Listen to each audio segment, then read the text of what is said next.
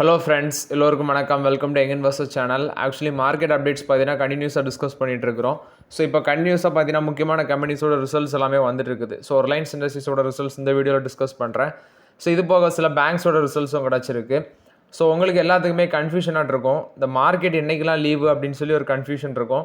நானும் அந்த சார்ட் எடுத்து பார்த்தேன். என்எஸ்சியோட அஃபிஷியல் வெப்சைட்டில் போய் சார்ட் எடுத்து பார்த்தேன் என்னைக்கெல்லாம் லீவ் இருக்குன்னு. நான் அக்டோபர் 20 தீபாவளி அன்னைக்கு லீவ் இருக்குன்னு நினச்சேன். ஆனால் லீவு என்னைக்கெலாம் இருக்குன்னா 21 லீவ் இருக்குது, டியூஸ்டே. அது எப்படி மென்ஷன் பண்ணியிருக்காங்கன்னா தீபாவளி லக்ஷ்மி பூஜன் அப்படின்னு சொல்லி ஒன்று மென்ஷன் பண்ணியிருக்காங்க. நெக்ஸ்ட் அக்டோபர் 22 வந்து பாலி பரட்டிப்பாடா அப்படிங்கிற ஒரு ஃபெஸ்டிவல் இருக்குது. ஸோ அதை பேஸ் பண்ணி டியூஸ்டே அண்ட் வெனஸ்டே கண்டினியூஸாக 2 நாள் market leave. So Monday market ஆக்டிவில் இருக்கும், டியூஸ்டே அண்ட் வெனஸ்டே வந்து மார்க்கெட் லீவு அப்படின்னு சொல்லியிருக்கிறாங்க. இது போக பார்த்தீங்கன்னா அந்த வருஷத்தில் நவம்பர் 5 ஒரு லீவு இருக்குது. அது வந்து பிரகாஷ் குருபுர் ஸ்ரீ குரு நாயக் தேவ் அப்படின்னு சொல்லி ஒரு ஃபங்க்ஷன் இருக்குது. நெக்ஸ்ட் வந்து டிசம்பர் 25 கிறிஸ்மஸ், அந்த ஃபெஸ்டிவலை பேஸ் பண்ணி லீவ் இருக்குது. ஸோ டியூஸ்டே அண்ட் வெனஸ்டே பார்த்தீங்கன்னா market leave. Next last American market எப்படி க்ளோஸ் ஆயிருக்குன்னு பார்த்தேன். டவ் ஜோன்ஸ் பார்க்கும்போது 238 பாயிண்ட்ஸ் பாசிட்டிவ்ல க்ளோஸ் ஆயிருக்கு, 0.52% பாசிட்டிவ். 46,190 பாயிண்ட்ஸில் க்ளோஸ் ஆயிருக்கு. நாஸ்டாக் 117 பாயிண்ட்ஸ் பாசிட்டிவ், 22,679 பாயிண்ட்ஸில் க்ளோஸ் ஆயிருக்கு. S&P 500 34 பாயிண்ட்ஸ் பாசிட்டிவ், 6,664 பாயிண்ட்ஸில் க்ளோஸ் ஆயிருக்கு.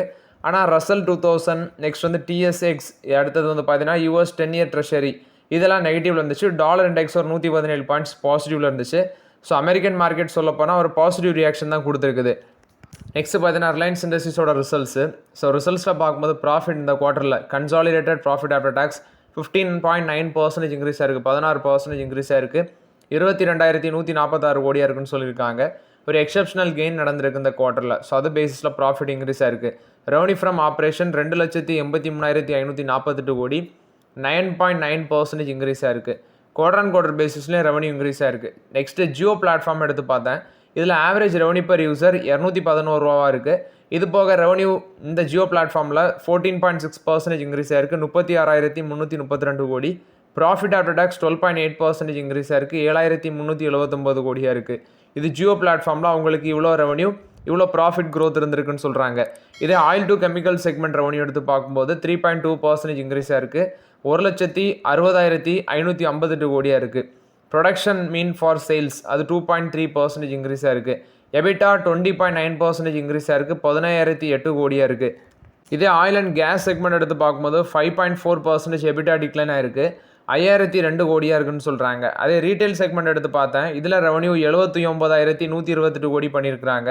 இதில் ப்ராஃபிட் ஆஃப்டர் டேக்ஸ் 21.9% இன்க்ரீஸ் ஆயிருக்கு, 3,457 கோடியாக இருக்குது. எபிட்டா 16.5% இன்க்ரீஸ் ஆயிருக்கு, 6,816 கோடி பண்ணியிருக்கிறாங்க. ரீட்டைல் செக்மெண்ட்டில் EBITDA margin 20 basis point slip ஆயிருக்குன்னு சொல்கிறாங்க. ஆனால் வந்து ஜிஎஸ்டி ரேட் கட் பண்ணியிருக்காங்க. ஸோ ஃபெஸ்டிவ் சீசனில் டிமாண்ட் நல்லாயிருக்கும் அப்படிங்கிறதையும் மென்ஷன் பண்ணியிருக்காங்க. இது போக ரீட்டைல் செக்மெண்ட்டில், அதாவது ரிலையன்ஸோட அந்த ஆயில் டு கெமிக்கல் செக்மெண்ட்டில் அவங்களோட அந்த பிஸ்னஸ் ஆப்ரேஷன் ரீட்டைல் எடுத்து பார்க்கும்போது diesel sales, high speed detail sales 34.2% increase ஆயிருக்கு, மோட்டார் ஸ்பிரிட் சேல்ஸ் வந்து 32.5% இன்க்ரீஸ் ஆயிருக்கு.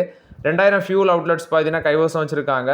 6,400 EV சார்ஜிங் பாயிண்ட்ஸ் வந்து அவங்க கைவசம் வச்சுருக்காங்க. ஸோ இதில் refining, petrochemicals, aviation fuel, wholesale marketing, இது அவங்களுக்கு ஒரு லார்ஜ் போர்ட்ஃபோலியோவாக இருக்குது. இதில் நான் ஆயில் அண்ட் கேஸ் பிஸ்னஸ் சொன்னால் எபிட்டா 5,002 கோடியாக இருக்குது, 5.4% விழுந்திருக்கு. மார்ஜின்ஸ் வந்து 82.6% இருக்குது, 240 பேசிஸ் பாயிண்ட் விழுந்திருக்கு அப்படின்னு சொல்கிறாங்க. ஏன்னா அந்த CBM கேஸ் அது வந்து பார்த்தீங்கன்னா லோவராக இருக்குது அப்படின்னு சொல்கிறாங்க. கேஸோட ப்ரொடக்ஷனும் இந்த டிக்ளைன் ஆகிருக்குது. குறிப்பாட்டு KGD6 வந்து சேல்ஸ் வால்யூம் வந்து குறைஞ்சிருக்குன்னு சொல்லியிருக்காங்க. அந்த பேசிஸில் வந்து பார்த்தீங்கன்னா ஆயில் அண்ட் கேஸ் பிஸ்னஸில் எபிட்டா அடி வாங்கியிருக்கு. ரீட்டைல் செக்மெண்ட் ஆக்சுவலி இதில் ப்ராஃபிட் 22% இன்க்ரீஸ் ஆயிருக்கு, 3,457 கோடின்னு சொன்னேன். கிராஸ் ரெவன்யூ 18% இன்க்ரீஸ் ஆயிருக்கு, 90,18 கோடி. அதே மாதிரி நெட் ரெவன்யூ 79,128 கோடியாக இருக்குது. இவங்க கைவசம் 77.8 million square feet retail spaces கையில் வச்சுருக்காங்க. ஜியோ மார்ட்டோட ஹைப்பர் லோக்கல் டெலிவரிஸ் வந்து 42% குவார்டர் அண்ட் குவார்டர் பேஸில் வளர்ந்துருக்கு, இயர் பேஸில் 200% வளர்ந்துருக்கு ஆவரேஜ் டெய்லி ஆர்டர்ஸில். பிளாட்ஃபார்ம் செல்லர் பேஸ் வந்து 20% இயர் பேஸஸ் இன்க்ரீஸ் ஆயிருக்கு. இது போக அவங்க மென்ஷன் பண்ணுறது இந்த யோஸ்டா அண்ட் அசாரிட்டி, இது வந்து பார்த்தீங்கன்னா அவங்களுக்கு 66% க்ரோத் காமிச்சிருக்கு. யோஸ்டா வந்து 100 ஸ்டோர் மைல் ஸ்டோன் வந்து ரீச் பண்ணியிருக்கதாட்டு சொல்கிறாங்க. ரிசல்ட்ஸ் பார்க்கும்போது கொஞ்சம் பெட்டர் மாதிரி தெரியுது. ஆனால் ஆயில் அண்ட் கெமிக்கல் பிஸ்னஸும் நல்லா பண்ணியிருக்கிறாங்க. ஓரளவு ப்ராஃபிட் ரெவன்யூலாம் இன்க்ரீஸ் ஆயிருக்கு. பட் இது கண்டினியூ ஆகுமான்னு தெரியாது எனக்கு. ஓரளவு பண்ணியிருக்காங்க. ஜியோ பிளாட்ஃபார்ம் நல்லா பண்ணியிருக்காங்க. ரீட்டெயிலும் ஒரு டெவலப்மெண்ட் இருக்குது. ஆயில் அண்ட் கெமிக்கல் பிஸ்னஸும் ஓரளவு இந்த குவார்ட்டரில் ஸ்டேபிளாக பண்ணியிருக்கிறாங்க. பட் இது வந்து கண்டினியூ ஆகணும். ஆனால் ரிலையன்ஸ் இண்டஸ்ட்ரீஸ் இப்போதைக்கு ஃபோக்கஸ் பண்ணலாமான்னா நான் வந்து அவாய்ட் தான் பண்ணுவேன். 1414 ரூபாய் க்ளோஸ் ஆயிருந்துச்சு லாஸ்ட் மார்க்கெட்டில், 1.5% பாசிட்டிவ். மண்டே மார்க்கெட் என்ன ரியாக்ஷன் கொடுக்குதுன்னு பார்க்கலாம். இது வந்து ரிலையன்ஸ் இண்டஸ்ட்ரீஸ் போஸ்ட் பண்ண ரிசல்ட்ஸ் அப்டேட்டு. பார்த்தீங்கன்னா கர்நாடகா பேங்க் 171 ரூபா க்ளோஸ் ஆயிருக்கு. பட் இது வந்து பார்த்தீங்கன்னா சவுத் இந்தியன் பேங்கை கம்பேர் பண்ணும்போது கொஞ்சம் அண்டர் வேல்யூடாக தெரியுது. சவுத் இந்தியன் பேங்கே அண்டர் வேல்யூடு தான், இதுவும் கிட்டத்தட்ட அப்படி தான் இருக்குது கர்நாடகா பேங்க் பார்க்கும்போது. ஸோ கர்நாடகா பேங்க்கில் இன்னொரு அப்டேட்னா சிஓ வந்து அப்பாயிண்ட் பண்ணுங்க. ஆக்சுவலி இதுக்கு முன்னாடி வந்து ஒரு இன்ட்ரீம் சிஓ தான் கர்நாடகா பேங்க்கில் அப்பாயிண்ட் பண்ணியிருந்தாங்க. ஏன்னா ஆல்ரெடி இருந்த சிஓ வந்து சம் இஷ்யூஸ்னால ரிசைன் பண்ணிட்டு போனாங்க. அதுக்கப்புறம் ஒரு 3 மாதம் ஜூலையில் அப்பாயிண்ட் பண்ணாங்கன்னு நினைக்கிறேன். ஜூலை, ஆகஸ்ட், செப்டம்பர், அக்டோபர் 15 அந்த இன்ட்ரீம் டேர்ம் முடியுது. ஆக்சுவலி யாரை சிஓட்டு போட்டாங்கன்னா ஸ்க்ராச் லெவல்லேருந்து வந்த ஒரு எம்ப்ளாயி வந்து பார்த்தீங்கன்னா கொண்டு போட்டாங்க. அவர் வந்து லாங் டேர்ம் வந்து அந்த கர்நாடகா பேங்க்கில் வேலை பார்த்துருக்காரு. ராகவேந்திரா ஸ்ரீனிவாஸ் பாட் அவரோட நேமு.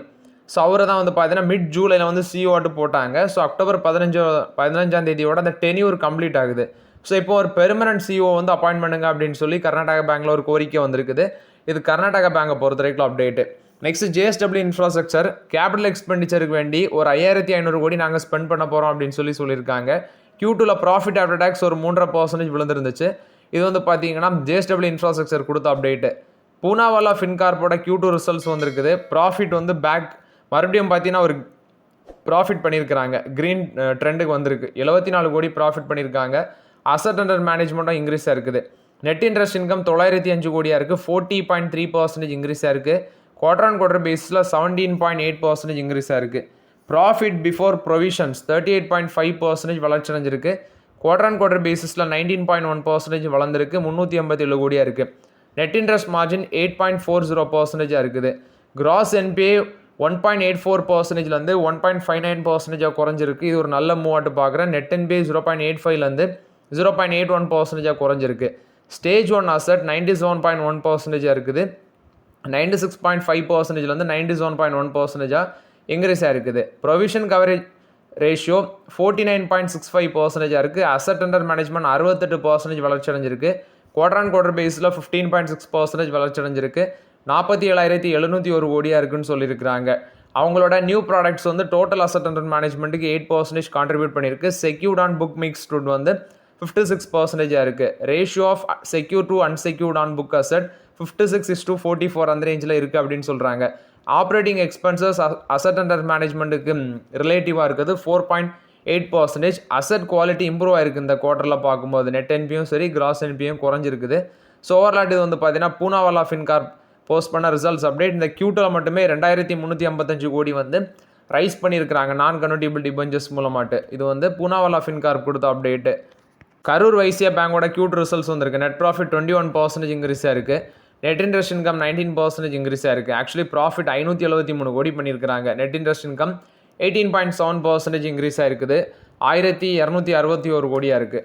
அடுத்து asset quality gross non performing asset 0.66%லேருந்து 0.76% இன்க்ரீஸாக இருக்குது. நெட் என்பிஏ ஃப்ளாட்டாக இருக்குது. 0.19% இருக்குன்னு சொல்லியிருக்கிறாங்க. ஆக்சுவலி கரூர் வைசியா பேங்கோட ஷேர் ப்ரைஸ் 227 ரூபாவில் இருக்குது. 6 மாதத்தில் ஒரு 25% ரேலியாக இருக்குது இந்த பங்கு. ஆக்சுவலி இது புக் வேல்யூ 123 இருக்குது. புக் வேல்யூவில் வந்து பார்க்கும்போது டபுள் மடங்கு அதிகமாக இருக்குது. ஸோ அதனால் இப்போதைக்கு இதில் வெயிட் மட்டும் பண்ணுங்க. இது வந்து கரூர் வைசியா பேங்க் போஸ்ட் பண்ண results update. Central bank of இந்தியாவோட Q2 ரிசல்ட்ஸ் வந்திருக்குது. ப்ராஃபிட் வந்து 33% வளர்ச்சி அடைஞ்சிருக்கு. 1213 கோடி. நெட் ப்ராஃபிட் வந்து பார்த்தீங்கன்னா ஜூலை டு செப்டம்பர் பீரியடில் 913 கோடி இருந்துச்சு சேம் பீரியட் லாஸ்ட் இயரில். இப்போ 1213 கோடியாக இருக்குது. டோட்டல் பிஸ்னஸ் 14.43% வளர்ந்துருக்கு. 7.38 lakh crore. டெபாசிட் 13.40% வளர்ந்துருக்கு. 4.44 lakh crore. கிராஸ் என்பிஏ 3.01% இருக்குது. 4.59%லேருந்து குறைஞ்சிருக்குது. ஆக்சுவலி 158 பேசிஸ் பாயிண்ட் இம்ப்ரூவ் ஆயிருக்குன்னு சொல்லியிருக்கிறாங்க. இது வந்து சென்ட்ரல் பேங்க் ஆஃப் இந்தியா கொடுத்த Q2 business update, Q2 results update. Next பார்த்தீங்கன்னா REC லிமிடெட் கொடுத்த அப்டேட்டு. ஆக்சுவலி ரிசல்ட்ஸ் அனௌன்ஸ்மெண்ட் பண்ணியிருந்தாங்க. நேற்று ஃபுல் டீட்டெயில்ஸ் கிடைக்கல. இதில் அவங்க மென்ஷன் பண்ணுறது ப்ராஃபிட் 4425 கோடி பண்ணியிருக்கிறாங்க. 4.60 காசு டிவிடன் அனௌன்ஸ்மெண்ட் பண்ணியிருக்காங்க. அது இல்லாமல் அவங்களோட சப்சிடரி வந்து 2 பவர் டிரான்ஸ்மிஷன் யூனிட்ஸை விற்றுருக்கதாட்டு சொல்கிறாங்க. ஃபஸ்ட்டு பார்க்கும்போது ப்ராஃபிட் ஒரு டீசன்ட் ப்ராஃபிட் 4425 கோடி, இது இன்க்ரீஸ் தான் இருக்குது. அது மாதிரி 6 மந்த் பீரியடில் ஃபர்ஸ்ட் ஆஃப் ஃபினான்ஷியல் இயரில் 8876 கோடி பண்ணியிருக்கிறாங்க. டோட்டல் இன்கம் 15094 கோடியாட்டு இருக்குது. இதுவும் பார்த்தீங்கன்னா இன்க்ரீஸ் ஆகிருக்கு. கன்சாலிடேட்டட் பேசிஸில் 15162 கோடி பண்ணியிருக்கிறாங்க. 4.60 காசு டிவிடன், 4.60 காசு dividend. Record date October 27 November 14 அந்த டிவிடன் பேமெண்ட் ஆகும்னு சொல்கிறாங்க. இது போக லோன் அசட்ஸ் வந்து 5,82,167 கோடியாக இருக்குது செப்டம்பர் 30 வரைக்கும் பார்க்கும்போது. மேனேஜ்மெண்ட்டில் சில சேஞ்சஸ் வரப்போகுதுன்னு சொல்கிறாங்க. ஸ்ரீ தினேஷ் கார்கை வந்து கம்பெனி செக்ரட்டரி அண்ட் காம்ப்ளியன்ஸ் ஆஃபீஸராக அப்பாயின்ட் பண்ணுறாங்க. சில கீ மேனேஜரியல் பர்சனலுக்கும் அப்பாயின்ட் பண்ணுறாங்க. டிசம்பர் 1 அது வந்து எஃபெக்டிவ்க்கு வருது. இது போக ஸ்ரீ ஜேஎஸ் அமிதாப் அவங்க வந்து பார்த்தீங்கன்னா ரிட்டையர் ஆகிறாங்கன்னு சொல்கிறாங்க நவம்பர் 30 ஸோ அதை விட டிசம்பர் 1 பார்த்தீங்கன்னா அந்த புதிய ஆஃபீஸர் வந்து பதவிக்கு வராங்க. So REC power development and consultancy limited இவங்களோட ஹோலி ஓன் சப்சிடரி. ஸோ இதில் என்டையர் ஷேர் ஹோல்டிங் வந்து பார்த்தீங்கன்னா ரெண்டு ப்ராஜெக்ட்ஸ் அந்த சப்சிடரி கம்பெனி இருக்குது. அதில் வந்து என்டையர் ஷேர் ஹோல்டிங் வந்து இந்த சப்சிடரி கம்பெனி தான் வச்சுருக்காங்க. So Anantapuram 2 power transmission limited அதை வந்து சிவாலயா கன்ஸ்ட்ரக்ஷன் லிமிடெடுக்கு 7.70 crores விற்றுருக்காங்க. SRWR பவர் டிரான்ஸ்மிஷன் லிமிடெட் அதை வந்து பவர் கிரிட் கார்பரேஷன் ஆஃப் இந்தியாவுக்கு ட்ரான்ஸ்ஃபர் பண்ணியிருக்காங்க 0.63 crores. ஸோ ஓவரால் இது வந்து ஆர்இசி லிமிடெட் போஸ்ட் பண்ண ரிசல்ட்ஸ் அப்டேட்டு. நெக்ஸ்ட் பார்த்தீங்கன்னா பேங்க் ஆஃப் இந்தியா போஸ்ட் பண்ண ரிசல்ட்ஸு 7.6% நெட் ப்ராஃபிட் இன்க்ரீஸ் ஆயிருக்கு. 2554 கோடியாக இருக்குது. இது போக டோட்டல் இன்கம் 20,626 கோடியாக இருக்குது. இதுவும் பார்த்தீங்கன்னா க்ரோத் ஆயிருக்கு.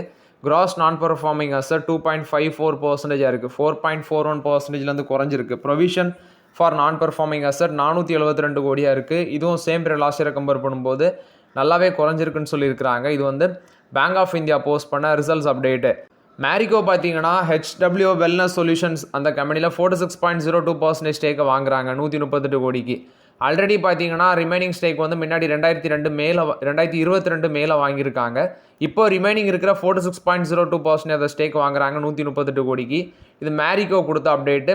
ஹெல்த் ஃபுட் ஆஃபரிங்ஸில் அவங்களோட போர்ட்ஃபோலியோ எக்ஸ்பேண்ட் பண்ணுறதாட்டு சொல்கிறாங்க. நெக்ஸ்ட் பார்த்தீங்கன்னா இண்டிகோ வந்து 30 additional A350-900 aircraft from Airbus இதை வந்து வாங்குறாங்க. அதாவது 30 additional A350-900 aircraft from Airbus வந்து வாங்குறதாட்டு சொல்லியிருக்கிறாங்க. ஸோ இவங்களோட பாடி ஏர்கிராஃப்ட் ஆர்டர் வந்து எக்ஸ்பேண்ட் பண்ணுறாங்க. இப்போ வந்து 30 இருக்கிறத 60 கொண்டு போகிறாங்க. ஸோ இது வந்து பார்த்தீங்கன்னா இண்டிகோ கொடுத்த update. So okay friends, actually இந்த வீடியோவில் சில இம்பார்ட்டன்ட் அப்டேட்ஸ் எல்லாமே டிஸ்கஸ் பண்ணோம். அந்த வீடியோ உங்களுக்கு பயனுள்ளதாக இருந்துச்சுன்னா லைக் பண்ணுங்கள், சப்ஸ்கிரைப் பண்ணுங்கள், கமெண்ட் பண்ணுங்கள். Okay friends, thank you.